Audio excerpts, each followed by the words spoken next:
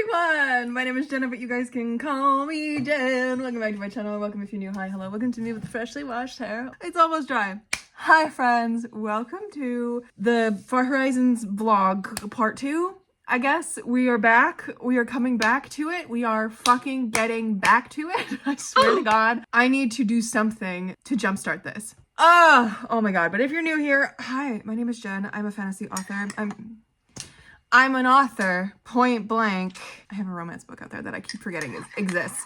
It's a little romance novella, but I have 3 cozy fantasy books out right now. They are part of a standalone trilogy. You know, you can read them out of order, you can read them in order, doesn't matter. They're all connected in the same world, but each of them stands on their own. And I am embarking on a journey this year to write the first book of my next trilogy, which is going to be a connected regular trilogy, like not a companion trilogy, just a connected one. And that is going to be a lot darker, a lot more epic. We're going back to my roots, my love, my beloved epic fantasy. Not that I don't absolutely love my cozies, but this is where my heart and my soul lies, in the epic, in the darker, exploring some themes and all that good stuff. So Far Horizons is the trilogy name, but book 1 is going to be a fantasy mystery, and it is a story wherein we follow Sage, our main character. Here's some character art of Sage so you can get a picture of her and her brand new adventuring party that she has just joined, if you will, very D&D-esque. They are kind of a little bit down on their luck. They have been trying to do odd jobs here and there, trying to get them to this island called Theramara Major. At the beginning of this book, they are finishing up a job that is disgusting. It is dealing with like slimy sea snake creatures that have been plaguing this very small boat, like floating village kind of a thing in the Caspasian Sea. They need this job to get them the last like few days to Theramara Major, because right now they are broke as fuck, and if they do not get them money, they will be basically just dropped off at the nearest port kind of a thing. They do this job, they get these crates, very heavy crates that they think is full of gold, and when they open it back up on the ship, it is full of fish. They are dropped off at the nearest port, which is at a tiny island called Theramara Minor. So it is close to Theramara Major, but not quite there. And when they arrive, they decide to go investigate the town and see if they can, one, either find a job or find someone to take them to Theramara Major, because it is, you know, they arrive at a port, there are boats. It's like, they're like, okay, there are people here. And when they find themselves on this little island, they find themselves in the middle of a pirate village called Anchorage. And it's this little village that has been created by these pirates that have decided that, you know what, we don't really like the way of life where we were. We love it on the high seas, but we all want a place where we can raise our families, where we can kind of, you know, set down roots and still go pirating. And so we decided to make our own little village. And it's this kind of fabled-ish pirate village. Like, it hasn't really been in place long enough for people to have like really big legends and stuff about it, but it is something that is starting to leak out rumors and all this kind of stuff, and it's this really kind of interesting little island. So they find themselves on this island with all these pirates, and they show up and they're like, hey, someone's getting attacked. Like, they're walking in to this village and they hear like shouts of help and all this kind of stuff. So they go running because they're an adventuring party. They're like, we can help. We got weapons and shit. And we have a healer and all this kind of stuff. They show up and they ruin this woman's attempt at capturing this monster creature thing that has been plaguing their island and their village for weeks now. She gets really fucking pissed. She's like, you guys fucking messed it up again. I had it and you got my fucking prized sheep killed. I hate you. You guys are gonna get fucking eaten. And like, she's so mad. She brings them to the like mayor leader of the village, and then they start basically being like, hey, like, we can solve this issue for you guys. And all the pirates are sitting there like, you think that if we couldn't solve this, you can? Fucking okay, have fun. You have a week to do this, because that's when our like celebration is for this first sailing season, and that's when we will take you away to Theramara Major. We will get you there if you do this for us. And so they take on this job and they try and figure out what the fuck this creature is, and they get embroiled in this, and it kind of kicks off this really interesting story of, obviously it's a fantasy mystery, the first one, and then the second one is going to be this like questy, typical D&D vibes that they're finding out more of. And I'm thinking of doing a little bit of like like a Vox Machina type situation. If you've seen the stretch of their, like the biggest stretch of their campaign where they actually have to go collect like different weapons and stuff like that, then they're gathering information and gathering a team to be able to defeat the dragons and stuff like that. Like that's a big stretch of the Vox Machina campaign. I'm thinking of doing something very kind of similar to that, where they're like having to go collect all these different things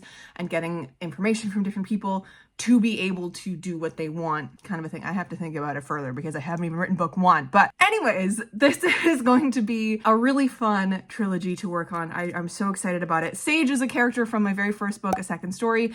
She is a little fun adventure-seeking fiendling. She's sage green. She has a tail. She's got so much zest for life in A Second Story. And then you meet her in the first book of Far Horizons, and she's not beaten down yet, but she's getting really annoyed with herself and the fact that things aren't as easy as she thought they would be. It's gonna be good. But anyways, I don't know what this vlog is going to be.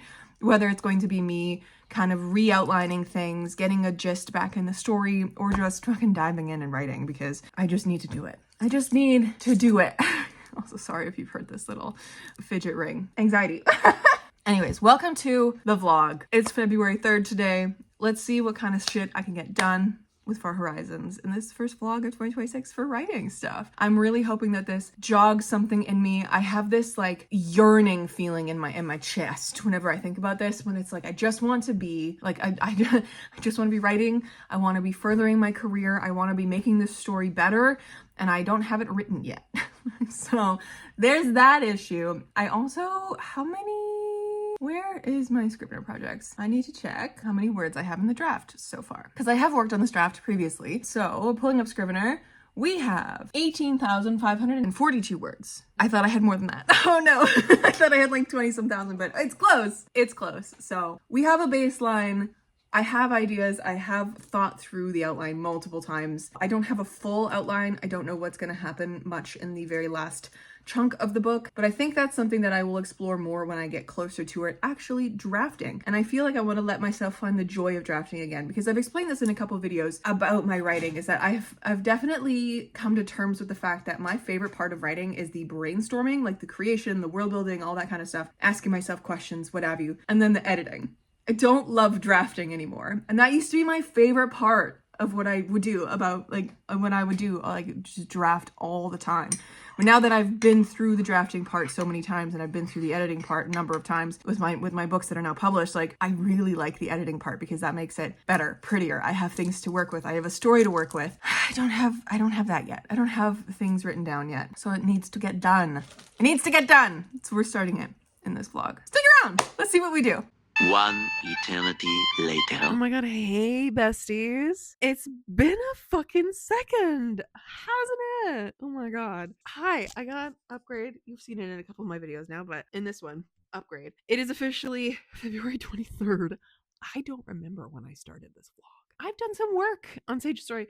I've been so fucking scared of the blank page that I genuinely it's been a time, you know. I've been so just nervous about the blank page. I think that I have just not been writing. I have just not been doing any of that. But I have also, on top of the fact that February has been kind of shit, and it's like I've just kind of been in a functional freeze for so long. I feel like I'm kind of coming out of it now, because I have been doing some creative stuff, and I've been letting my brain really sit and think about a lot of things, about stories and that kind of a thing.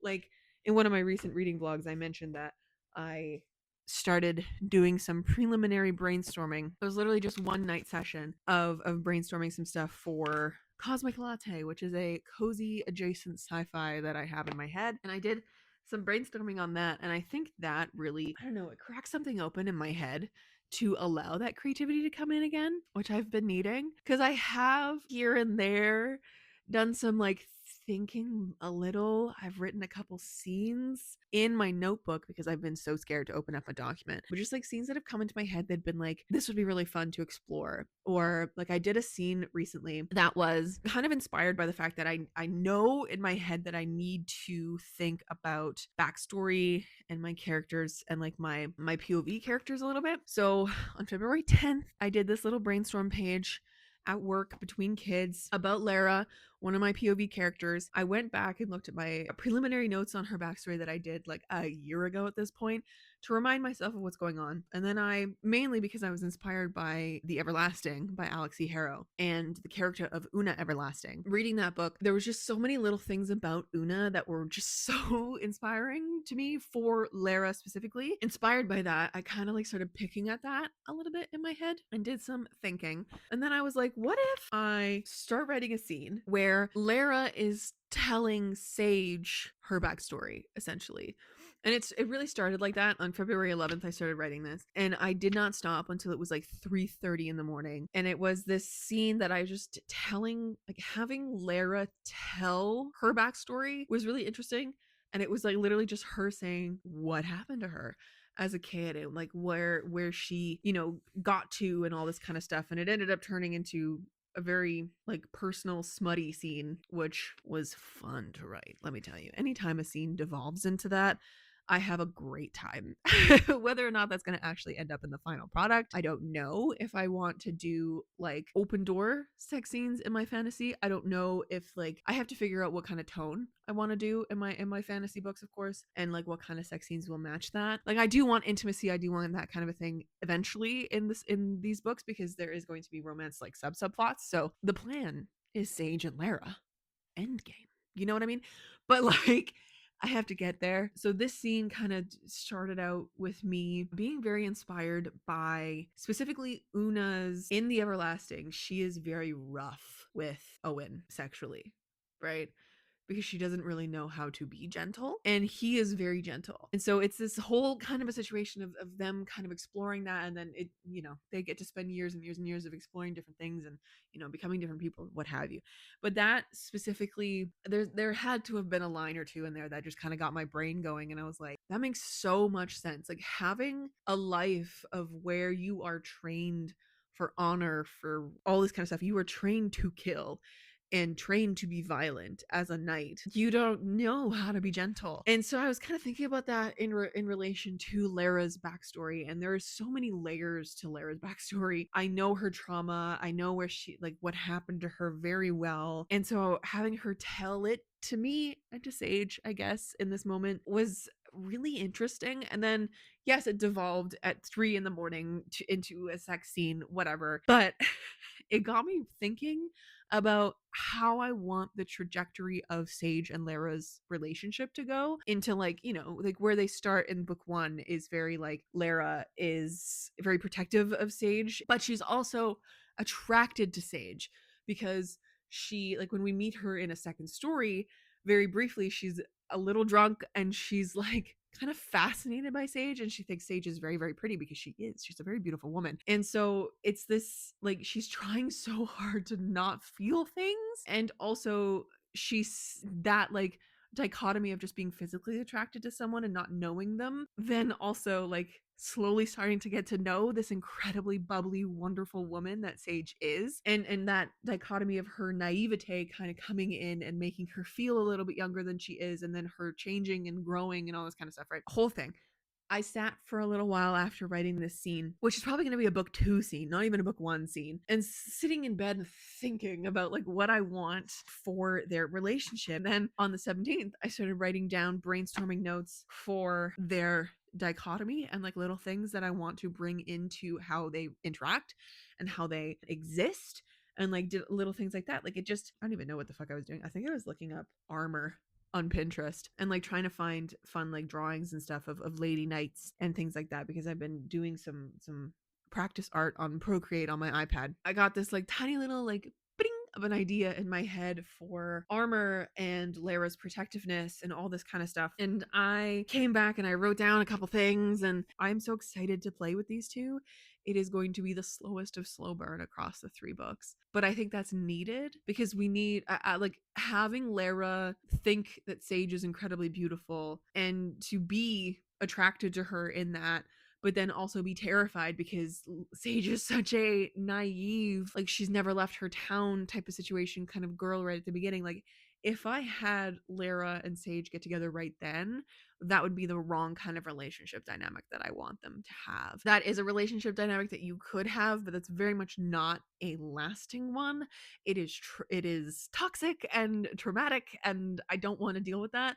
Like, these two need to build a very solid foundation. It's gonna happen over the first two books for sure, and then there's stuff that's gonna happen in the second book, and then it's gonna leak into the third, and it's gonna be wonderful. Anyway, so that's first thing that I was doing, was kind of playing with Lara as a character, and thinking about her and Sage and their relationship in my book and stuff like that. Yesterday, I ended up sitting down and thinking of a scene that I want in book one for sure, because this is directly tied to the struggle that Sage is having with her magic and her inability to really grasp it, and her thought that if she doesn't grasp her magic and get good at it and prove herself, the crew is going to kick her off the team and like leave her behind and send her back home, and she's going to be this failure and all this kind of stuff, right? So that is her like crux of the first book. Personally, in her feels, if you will, there's a scene that is going to be close to the end. It's going to like kind of, all the tension is happening, but she breaks because Lara also is teaching her how to fight, and like they're sparring together or whatever, so that she can protect herself, all this kind of stuff. She's becoming stronger and better with blades, and like becoming like an adventurer, right? Lara is like, you're too in your head. She keeps, knocking Sage's sword out of her hand, all this kind of stuff. Like, you're too in your head. You're thinking too much. You need to just let your body do what it knows how to do, because I have been training you for a while. And Sage is like, I'm at my limit right now. People just keep telling me that I need to stop thinking, and it's not working. It's like, she's just so annoyed because she's trying to figure out how to do this stuff with her magic. She's reading in books about things, but her magic specifically is, she's a druid, like in D&D, like that kind of a druid. And it is a very nature-based magic. And a lot of what I'm going to play with in this book is that any druid that Sage comes across, when she asks for advice on how to do things, because she's very much like, she would be much better suited as a wizard, because then she could read on how to do her magic, right? She could figure it out with a book in hand and like, reading words on how to do things. But she is very much not that. She needs to learn to trust herself and like her own magic, and let it kind of just do what it wants to, and work with that rather than forcing something to happen. She is so caught up in what other people are saying and like other people's advice and how other people do things, that she's not thinking about trying to figure out how it works for her. She's like, at this point in the book, like, she's just gonna fucking lose it because she's so tired of not getting it, like, we've all been there. We have all been there when like we're trying to do something and we've been trying for so long and it's just not happening. We just don't understand. We just can't get it. And it's because we are being so narrow-minded that we're not thinking about it in multiple kind of ways, right? Like, we're thinking about it in this very specific one-tracked way. And so Lara in this moment basically is like, calm down. I don't know anything about magic, but there are moments where you have done magic, and it's always when we're in danger and you're trying to save us. Like, so you know how to do it. Your magic is there. Like, it's not like an inherent failing of you. It's this moment of like, what if you just chill? Like, see, like, and like listen to yourself and like trust yourself, kind of a thing. In the same way that she's trying to get Sage to do things with a sword that she knows Sage knows how to do because she's been training her for months. So it's like Sage finally kind of like realizes that she's been kind of going at this the wrong way. It doesn't necessarily like fix everything and she becomes immediately good at her magic, but like it opens a door to her figuring out now how to progress with her magic. And I think this scene is in my head. I sketched it out in a really shitty way in my book, but like, that was really helpful for me to have that scene down. And then I ended up working with my little tiny brain, and it went really big brain. It went really big brain. I like got that feeling of like what I used to do when I used to plot out my books and stuff like that, is that when I didn't really know exactly how to outline a book, I just had heard a bunch of different advice and I was trying to like make that into something that would work for me, especially when I was at university and stuff like that. I remember sitting in my sunroom at home when I lived with my parents and taking a stack of flashcards. And I think I had heard like Tomi Adeyemi once say that you need 80 scenes in a book or something. I don't know. There was a number that she said, and it stuck in my head. And I was like, okay, I just need to figure out 80 different scenes in this book. And I have a book. And I started like laying out all these different flashcards and like just spreading them out on the floor. And I was watching Scooby-Doo at the time. I was going down memory lane and I was stressed out because university. But I love the physical feeling feeling of having those flashcards, right? Like seeing things and being able to like move things around like that. I love that so much. So I was like this close to pulling out flashcards. I don't even think I own flashcards anymore. It's been just 7 years since I was in university, but I was like, I really want to do that. Like I want to map this out visually so I can see what I'm doing. And then I was like, what if but I want it in like one document so that I can look at it and all of it's there. And I can't do that. I guess I could. I have a big wall, but I'm like, I can't do that with flashcards. You know what I mean? Like it's not a small thing.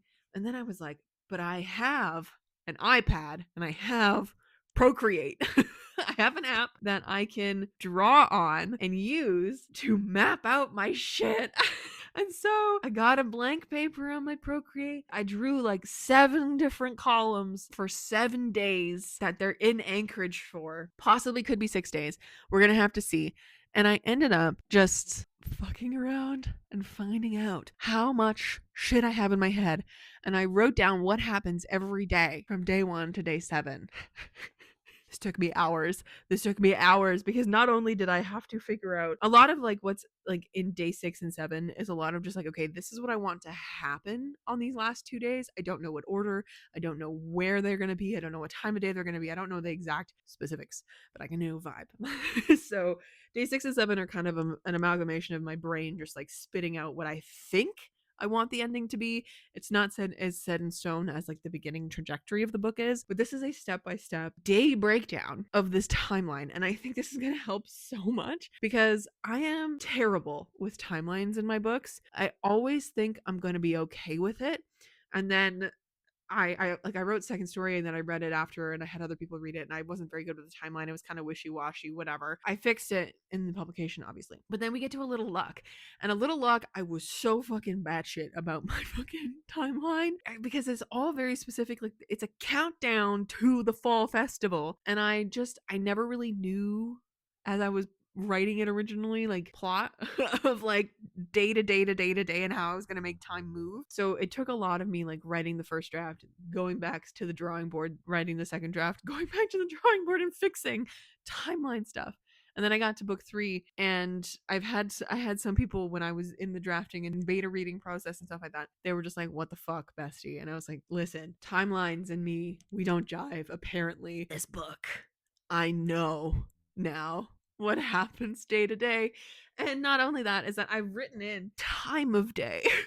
So like morning, midday, night, all throughout. So I know like vibe of the scenes because I know like, oh, I'm playing with some horror elements in this book, like with necromancy and that kind of stuff. So I know what time of day the atmosphere is gonna be for these scenes. So hopefully this fucking helps. But this is what I was doing. And now where I'm at, I feel like I want to just jump in and start writing. I do have to finish editing this weekend's weekend vlog. But after that, I think I'm going to go back in and reread again the beginning of Far Horizons when I have and see if I can get back in the groove of writing finally. So, my friends, this is what's up. This is what's happening. This is what I've been doing creatively. I've been doing lots of thinking. I haven't been doing lots of like actively writing or actively taking notes and figuring things out or whatever, but it's just always been in the back of my head. And I think I'm slowly easing myself into a place of like where I want to now go forward and continue this story. Get back to fucking writing it because I need to get into this. I need to fall into a rhythm with drafting. I want to just be writing and I want to get this draft done so that I can make the story better and like figure things out with my characters, see what kind of trajectory I want with the story and emotional beats with my characters and that kind of thing. And then look forward into book 2 as well. And I mentioned this in a reading vlog that is going up on February 24th. I have ideas and hopes and dreams of working on Cosmic Latte as well, the book that I mentioned earlier in this clip, the cozy sci-fi, and working kind of concurrently on these 2 books throughout the year. Whether or not I want to self-publish Cosmic Latte, I don't know, because it is in my head it's very marketable and would sell because right now there is a cozy boom. I don't know if anyone else has noticed. It's been cozy fantasy though, so maybe cozy sci-fi wouldn't, but like I feel like Rebecca Thorne, she's coming out with like a cozy sci-fi lost in space. And I feel like there's going to be a little bit of a sci-fi cozy boom as well coming out of this. Maybe not necessarily as big as the fantasy cozy boom is, but I feel like I could hit some sort of market with this book if I try traditionally publish it. But I don't want to find An agent with that book. I want to find an with Sage's story, and I want my traditional debut to be fantasy, because I don't want my traditional debut to be sci-fi, a cozy sci-fi, which is not my genre. Like, this is a one-off kind of story idea that I've had. I never thought I would write fucking sci-fi at some point in my life, but like, that's not to say that there's not going to be more ideas in sci-fi coming, because I know as soon as I start exploring this world and like really diving into it, I'm gonna sit in it. And I have a dystopian, right? So this is all like very future author thoughts of like career and things like that I don't even have control over right now actively, because I don't have a fucking agent. I don't have a traditional publishing career possible right at this moment. You know what I mean? Like, I need to write the book, whatever book, and I need to actively go through the querying process to get an agent, and then I can start talking about other ideas with this agent. You know, what else I want to work on at the moment, what they think is a good story to pitch to other publishers. Like, it's getting into that world is so I'm so excited to try get into that world and to like start seeing the behind the scenes of that kind of a thing, and like thinking about, you know, projects and trends and things like that. Not that I want to write towards trends, because that's like number one way to like kind of shoot yourself in the foot. Like, write what you want to write the story that you want to create, right? But I feel like if I don't do something with Cosmic Latte, I'm gonna miss the mark with it. I know that's crazy, but I also feel like I could very easily self-publish this, obviously, because I've self-published other books, and I feel like it would be very easy for me to do. It's a one-off. It's not part of a series or anything. It just is its own thing. And yet I'm like, would I be missing out on trying to fucking traditionally publish it? Because I feel like it could do really well in the traditionally publishing market. Maybe I'm Delulu. Anyways, I like to think about these things out loud, especially with you guys, because I feel like putting this in a video form and like talking about traditional publishing and goals and dreams and stuff like that is an interesting thing to watch as a viewer, as a consumer. So I don't know, like, these are just things that I'm thinking about, and I really, point blank, what I'm going to be doing this year in 2026 is definitely Sage Story. Obviously, I want to have it ready for querying by the end of 2026. That is the goal. That is the stretch goal. The two main goals of 2026 is draft 1 and draft 2, because I know the story is going to take a long time, because it's bigger than my cozies, all that kind of stuff. There's more things going on. It's a mystery, you know, fantasy mystery. But I also, in the downtime when I'm not working on Sage's Story, when I'm letting it rest or letting other people read it or what have you, I want to be working on Cosmic Latte and like kind of figuring out where I can go with it. Maybe even some novellas in the Airmount world. I really want to work on stuff like that. Either way, like, that's what kind of the plan. I can see my plan for 2026 kind of expanding out in front of me, which is really fun. And I'm excited to see where it goes. Depending on what I end up choosing to do with Cosmic Latte at the end of the day, I might keep it in my pocket and then talk to an agent about it later on, and then we'll see what I decide to do. But I just wanted to talk about that with you guys as well, because this is a writing vlog of some capacity, and I was creative with it in some capacity recently. So there's that. Anyways, I've been yapping for a while. I need to edit my weekend vlog, get that up for you guys at this point, because it's Monday evening, and then I want to kind of write a little bit. I think I'm going to open up my Scrivener doc and see what kind of stuff I can do with Sage's Story if I start rereading things and stuff like that. That's the plan. Anyways, that is the update, my friends. No actual writing has happened yet. Well, I guess I've done some like longhand, but like, those aren't words that are probably going to be in this book. One of them is a book 2 scene, so like, does that even count? Whatever. But I have been thinking and doing different things, and I'm really glad that I have that timeline mapped out, and I really want to get it printed. I was thinking about that. I'm like, I should probably get it printed on like a slightly bigger paper so that I can see it. Not just like a regular paper size paper, like an 8.5 by 11. No, I want like a bigger one.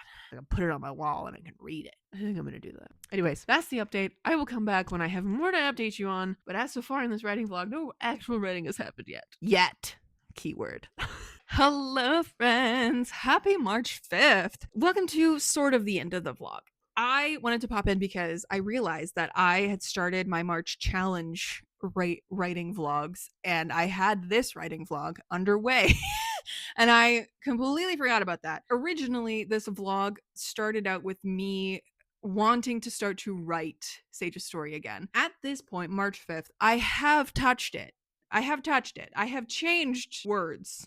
Have I added anything substantial? I don't think so, because we're still at 18,000, but we are at 18,727 words now. A little different from where we started. I have gone over the prologue a couple times. I've gone through and I've read the first 2 chapters, kind of a thing that I have already written in these 18,000 words. And I think where I'm at now and starting this March challenge, which is going to be another writing vlog. It's going to be a long mama jama of a writing vlog, but like, when is a vlog of mine not a long mama jama? Like, let's be real. I wanted to specifically do that writing challenge to kind of consistently set up a writing routine for myself, at least get back in the mindset of working on something creative for at least an hour every day. And an hour is very palatable. It's very manageable for me, because if I had set out anything more than that, I think that would be a challenge that I would easily fail.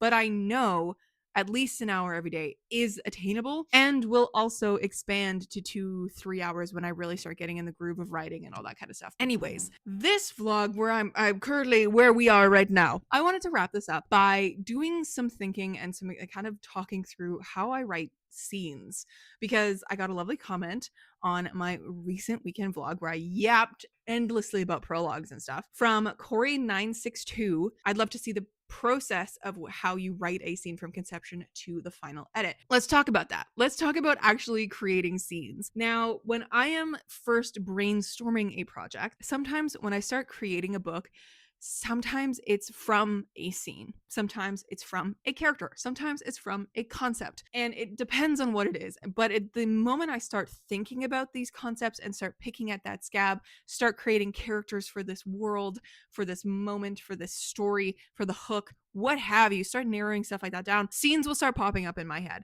So it'll be, the big scenes, like the opening image of a story, the inciting incident, the midpoint, the finale, like big fight scenes, an emotional beat, what have you. Like, it'll just start popping up in my head, literally just ideas of scenes. Or I will see like a character in a moment, like with Cosmic Latte, which is my cozy sci-fi that I've mentioned a few times in this. I don't even think it's gonna be a cozy sci-fi. It's gonna be definitely cozy adjacent. Anyways, I just keep calling it my cozy sci-fi. There is a scene that has stuck with me, and that is the inception of this project, because it popped into my head when I was listening to the song 2001 by Phineas, because it created this image in my head of these 2 people who regularly come back to this planet and like catch up. They are bounty hunters, and like, that's just kind of how scenes will devolve into my head. Originally, the scene was literally just a lone table on the moon with 2 people there, or 1 person sitting there waiting for another person. Like, that was the snapshot, that was the image of the scene that I had in my head. So I will take that and I will write that down as an idea, and then I will continue to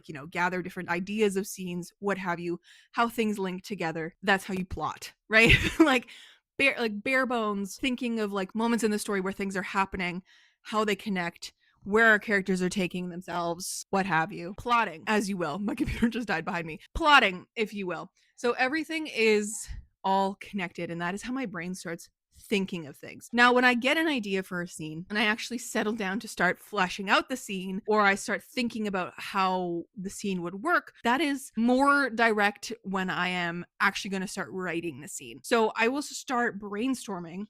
Sorry, I'm losing my voice a little bit today. But for example, in Sage's story, in Far Horizons, when I was originally planning shit in this original first notebook here, I wrote down the Save the Cat beat sheet, which is what I like to do a lot of the times to just kind of pull the thread of like where this plot is going to go.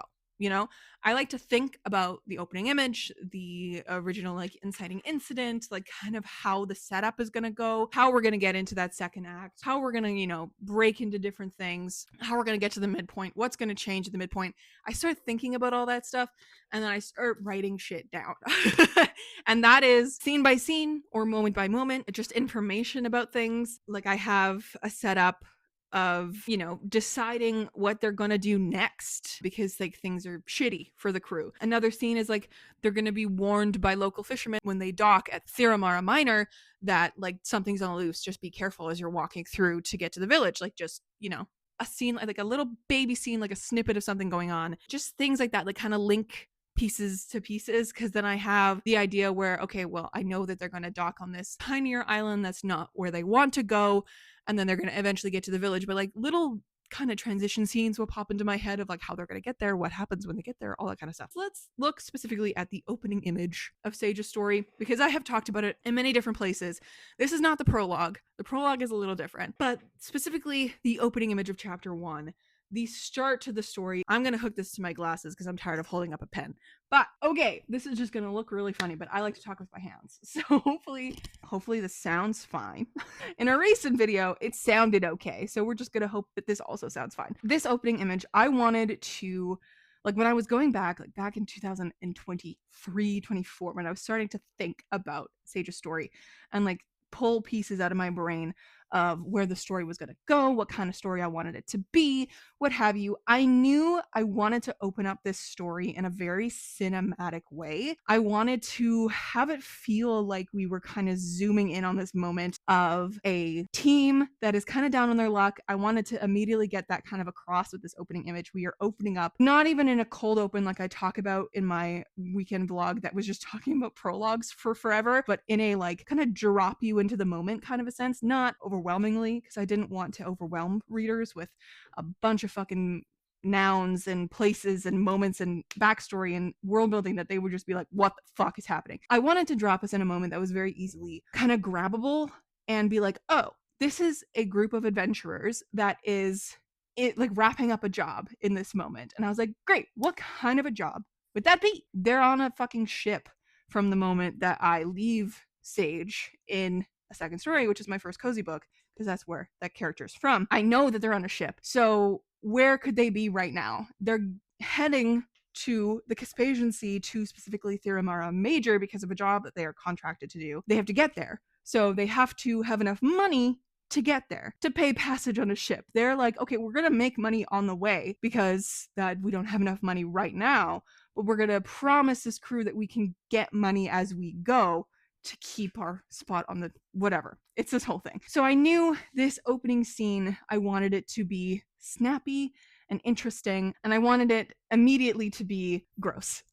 I wanted it immediately to be a total antithesis to what Sage believes in a second story. That I'm not expecting my readers to have read a second story before going into this book. If they do, that'll be a fun thing, but I'm not expecting people to. Just in my head as the author, this is what I wanted to achieve with Sage and this opening moment, because it is in her POV, because this is her story, right? So I immediately knew she was going to be in this moment. It's going to have gore all over her.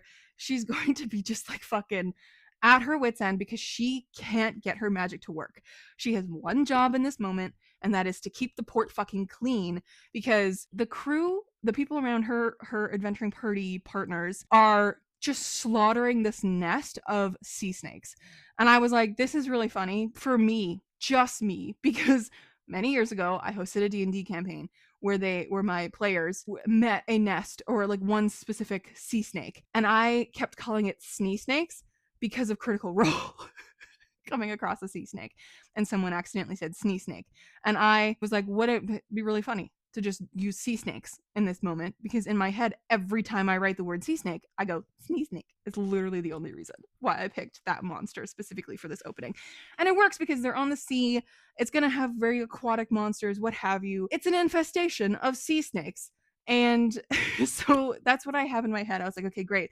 It's this moment. They're all scattered around this port. I can picture the kind of the crew all around this port, fucking dripping in gore and slime from these monsters. And the monsters aren't dying right away. Like, they'll bisect them in two, but like worms can continue to live when they've been cut in two, right? You know, like earthworms and stuff, they can just continue to vibe. I don't know. Like, there are animals out there that can do that, right? And I was like, it would be really funny if they were just like a bunch of squirming, half-dead things that are in pieces just all around going. And so that's how my brain thinks of scenes. I really actually kind of wanted to experiment with actually setting up different scenes, because I saw an author, I believe it was Sarah Mughal Rana, who wrote Dawn of the Firebird, which is right next to me, actually. I saw on her Instagram talking about how she manages to write so many words so quickly and get through like 50,000, 60,000, 70,000 words in a short amount of time.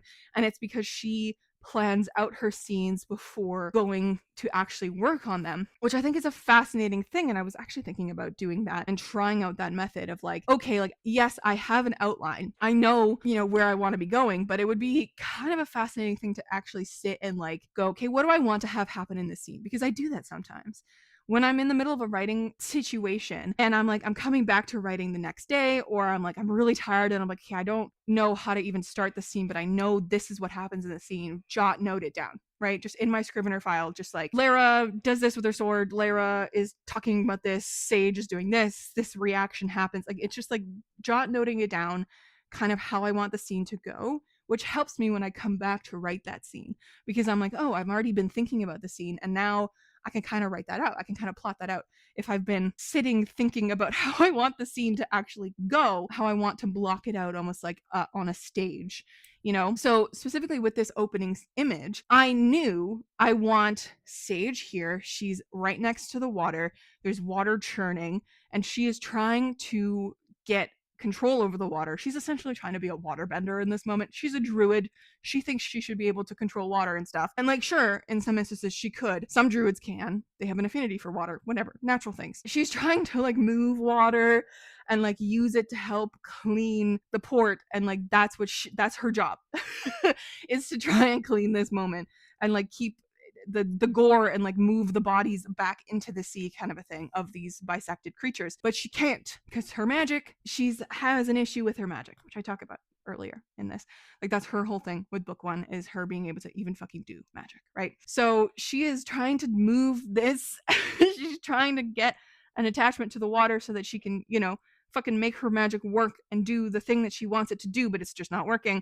Ku is off to the side, who is a bird folk. He is our healer in this group, like a healer paladin type figure. He is off to the side fucking yoinking some things in the air. He severs a sea snake that like launched itself out of the water at him with magic and then a blade. Like, he's doing both at the time. He yells at her, basically like, what the fuck are you doing? Because he's like, you're not doing anything, you're just standing there, right? And she's like, I'm fucking trying. She doesn't say that. She's like, I've got it. Like, she's a little less, right now in this moment, she's not as like comfortable with the team and like would not immediately swear at them, kind of a thing. Then it's like a little bit of an internal moment. And then I knew in my head when I was thinking about the scene that I want Lara to come in, step in, and like try protect Sage in this moment, because she's not also paying attention to her surroundings because she's so focused on trying to get her magic to work, that the mama sea snake is coming up out of the water. This big motherfucking sea snake is about to attack. They've been dealing with just little babies for a second now. Now they got the big mama jama coming out of the water. And Lara steps in to help, and then Sage is like, fuck it, takes out her dagger and like steps in and like does some like basic sword maneuvers. And she's the one who kills the sea snake by getting the sword through its lower jaw into its head, right? Like, it's this really gross moment. She's covered in gore. She's dripping in gore. And I really wanted this moment to be disgusting, because Sage has thought for so long that heroes and like going off and being an adventurer, being a hero, is this very glory-filled thing, honorable thing. And I really wanted it to be very clear from the jump that this is a disgusting job to have. It is taxing on the body. You were going to be cleaning the slime out of that fucking armor for weeks, right? And then you also have to protect it from the sea spray that's happening. Like, it's taking this like very lofty, dreamy type situation, type view, naive view about this kind of a job, about these kind of people, and immediately grounding it in the fact that Sage is covered in sea snake gore. I knew immediately that that's what I wanted to do with this scene. I wanted to set it up as very clearly like, they're fucking disgusting right now. And I think that goal was achieved in the scene that I painted. And then I knew I also wanted to very clearly set up that Sage was struggling with her magic. I wanted to also very clearly set up that the rest of the team is expecting her to be able to do this kind of stuff, because she needs to hold her own in this crew, right? So it's this little things that I wanted to do and I wanted to achieve in the scene, because every scene should be doing something. Every scene should have some kind of movement towards a goal. It doesn't have to be the final goal of the book. It doesn't have to be the protagonist's goal. It could literally just be the goal of getting water. Like, it has to just do something so that your characters aren't just standing in an empty space going, what are we doing? You know what I mean? They have to have a goal in every scene. Every scene has to do something. I wanted to do all this stuff. I wanted to make sure that this opening image is very clearly doing all sorts of things. One of the other characters says, well, she doesn't know how to fucking be useful, or something like that. Like, Ku ends up saying she can't do what she's supposed to because she doesn't know how. And then he kind of like side eyes her and it's like, Druids are fucking supposed to know how. And that makes her extremely shamed. Like, she just gets so guilty and so filled with shame because she's like, yeah, I should know how to do this. I've been here for a couple months now. Like, I'm not helping. And she's like, give me a moment and I'll do it. And this other guy's like, you've had enough time. One of the other members is like, listen, like, she's trying and she did successfully help take down the big monster. Like, she's not doing nothing. And so Sage is like a little grateful for them. And then she's like, no, but this is my responsibility, blah, blah, blah. And then, because I thought a little bit of humor would be interesting and it feels a little bit more cinematic, I have Sage kind of like walk forward and she slips on the head of a sea snake and falls into the water. And it's this like, you know, very like visual moment of her being brought down to her lowest kind of a thing. At this moment, like, this is the lowest that she's been. She gets lower in this book, but like, it's the lowest that she's been at this moment. And it's a little bit funny because she, you know, it's like slipping on a banana peel. And then she resurfaces and she catches the tail end of what Ku and Xantar, two of the characters, are talking about. And they're talking about getting a different druid. Like, it's this one like sentence thing. It's like, find a different druid, grunted Xantar, one that actually knows how to, you know, do druid things. And then Sage kind of glances at Ku, who like makes a sound of agreement. Like, it's like, yeah, we're fucked with this druid that we have. We need one who can actually do stuff. And then Ku like turns to go do his job, which is being a healer, and he's healing the guy who hired them, essentially, because his calf has been half eaten by one of these sea snakes. Like, it's this moment where she's just like dejected. She's sinking back into the water and she just kind of like lays there for a moment and she's like, at least she wasn't dirty anymore because she's in the ocean now, right? Like, she's getting some of the slime sloughed off her and it's like, oh, she's at her fucking lowest. And this is all kind of what I wanted to paint, right? I wanted to go into this opening image because an opening image is a very important scene. I wanted to get all this information across in a very easy, quick way. You know what I mean? Not every scene is like this, of course. Like, I have snapshots of scenes. Even in the next chapter, she goes down into the bunk below where the crew is staying on the ship. She's trying to deal with her appearance because she is one. Yeah, she did fall into the ocean and she got some of the inky blood and slime and whatever off of her, but she is also now dealing with the fact that she's crusted over with like salt water. And it's in her hair, it's in her horns, it's in her jewelry and her clothes. And she's just like, she's itchy, she's sweaty and itchy because she was also just doing like sword practice with Lara. She knows she has to deal with all this kind of stuff. It's the mundane aspects of being a hero, as she's also kicking herself because she should be able to do this kind of stuff with her magic. She gets to this room, it's empty, and she's just like, fucking thank fuck. Like, she doesn't want to deal with her crew right now. She just wants to come in and clean herself off. Like, that is the scene, is she wants to clean herself off as she's, you know, getting her disgusting salty clothes off of her. And then she still has to deal with her hair because she has long, beautiful hair that she had put back in a braid. That's just not in a braid anymore. It is a clump of knot. You know what I mean? The long, thick green waves that she had bound up in a tight braid around her horns before their job had become a completely tangled, knotted mass, and her usual thin gold chain that was dotted with rubies that she kept around her horns had somehow migrated to the center of it all. So, like, she has these beautiful jewelry pieces on her horns usually, but it's now in her hair in this knotted mess. And she just fucking, she's so tired. And she's like, motherfucker. You know what I mean? So it's like little scenes like that. Like, that's the scene. That's it. She's just cleaning herself off. And it's a little bit of internal stuff that she's dealing with. And it's, oh, and then she ends up asking for help, like, from the others. And she ends up talking to Drift a little bit, who is her one, like, ally on the team. And then we get a little bit of her, like, her internal wishes of, like, wishing to be better at magic. So it's like every scene is doing something. You know what I mean? So when I actually think of things, and this is just the conception of a scene, right? And then and as I'm writing, sometimes my scenes kind of just spill out of me, and I don't necessarily know the intricacies of a scene when I'm planning it. If I even plan things, sometimes the words just be flying, you know? And from there to when I actually am editing it and all that kind of stuff, I want to make sure that each of my scenes is doing something, as I said, staying consistent with what I've set up for the characters and the motivations and the goals and that kind of a thing, and that it is working in the story. It was a little bit different when I was working with my cozies, because a lot of those scenes, the goals are a lot smaller, a lot tinier. We have little moments like in A Favored Fae, there's a flash of a moment where I've had in my head where Zanvi ends up looking out of Mary's greenhouse and sees Mary working in her garden, and he's just like, oh my fuck, she's so pretty. Like, it's just this moment of like, he doesn't realize, what the fuck, why didn't I realize that she was so beautiful before, right? So it's these little moments of like just kind of snapshotting that, and then making sure that in the actual final product of something, that the scenes are doing things and what they are doing is what I want them to be doing, and that it works as the overall story, and then that the scene itself doesn't drag on too long. If I'm getting information across, that the dialogue doesn't drag on too long, that I need to make sure that like in the editing of stuff, it just is more concise, it's more snappy, all this sorts of stuff. So that's how I get it from conception to sort of finished. It all, I don't necessarily, well, I do edit on a scene to scene basis, but I need to make sure, as I keep saying, that the scene is doing something, that it's doing what I want it to be doing, in furthering the story, in furthering my character growth, in furthering that kind of stuff. Like, we get to the final product and then it just is. Sometimes the scenes are very, very long. Sometimes they are very, very short. They're little vignettes. And that's okay, because sometimes that's all I need is like a little snapshot of something going on, and then we can move on. I don't know, like there's a scene in A Favored Fae with Zanvi and his mom. I knew I wanted to have his mom be the one that like guides him to seeing something as weird outside. This is when the magic's starting to get all fucky in Airmount, all this kind of stuff. If you've read A Favored Fae, you know the scene where he ends up looking out of his window and sees all the magic outside is like glimmering in the sky, and he's like, what the fuck, like this doesn't. And it's this little scene where we get like a little moment of like where we see the relationship between Zanvi and his mom, and then we also get the furthering of the magic is fucky plot in Aramount. And it's not a very long scene, but it's enough to like go, huh.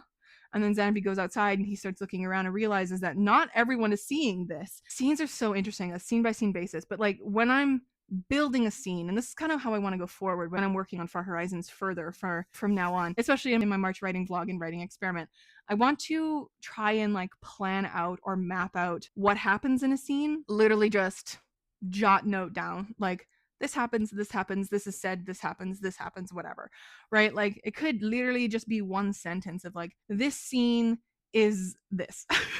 And it could just be, this scene is Lara and Sage going into an antique shop and finding an antique that they don't really know what it is, but has something to do with something later, right? Like it's just little scenes like that. And then I'll start thinking about the shopkeep and like who they meet and what they talk about and like what they see in the shop. And like I start, like, you know, painting the scenery maybe. That's really my scenes. I don't have a rhyme or reason to every scene. I don't do the same thing with every scene. I just come at the story and then I just write. Sometimes scenes will pop out of my head and will surprise me. Like I know with a second story, my very first book, I was writing that beginning sequence of part 1, and when my friend had read it and then came back and said like, this isn't a realistic choice that Ari and Finn are doing right at the beginning, or that specifically Ari does right at the beginning. And I was like, you know what, Bessie, you are so right. And then that took my brain and spiraled it out into thinking of all these different scenes that I could do to make the decision make more sense. That was very helpful. And then I ended up thinking of like, what if they have a big fight in the middle of a bar where Ari actually socks Finn in the face and like doesn't break his nose because Ari's not that strong, but like he punches Finn in the face, and that was like the nest egg of an idea that I had. And then by the end of that scene, they're fucking making out on a chair or something like that. Like, you know what I mean? Like I love thinking about scenes, and I love brainstorming scenes that or like scene ideas, not even scenes as a whole. I don't necessarily have an entire scene in my head when I'm brainstorming scenes. It is just the little nugget of an idea, and then I go forth from there. But yes, my friends, that was a very long-winded ramble of how I do scenes. If you have any more questions, please leave them down below. Take this fucking hilarious thing off of my glasses now. It was very warm on my cheek. But if you have any more questions about my writing process, about anything in particular, about specifically for Horizons, please leave them in the comments because I love answering stuff. I love when you guys ask me things or when you guys have like content ideas or what you want to see from me. Please leave them below because absolutely yes. And thank you so much to Corey for asking this idea because I think that is so fantastic. And I just got 30 minutes more content of me yapping about my process. And I think that's really fun. Also, if you are a writer and you are currently watching this, please let me know down below how you go about writing scenes. Do you plot them out beforehand? Do you just balls to the wall discovery write them all? I think a lot of my scenes back in the day when I like first started being a writer were, I say this and then I remember the image that I put out earlier when I was talking about wanting to spread all the flashcards out on my floor and like do scene ideas like that. I do have like mini scene ideas and I've always been like I should be doing this type of plotter, but now that I'm actually more comfortable with my writing process and that kind of stuff, I do sometimes just let the discovery process go. And sometimes a scene idea will turn into like 5 scenes or like 3 chapters. Like it'll just expand like crazy. And that's just the discovery of it all. Anyways, my friends, I'm losing my voice. I need to go get some more water, but thank you so much for hanging out with me for this writing vlog. I do hope it was entertaining, even though it ended up being a little bit of a smorgasbord, pin things together to see how it works type of vlog. And I hope you're excited for the March experiment. Because I am. I gotta go do my hour today of working on this. But now that I've been yapping for so long, I'm like excited to go work on stuff. So catch you guys in another video very soon. Stay kind and keep on writing.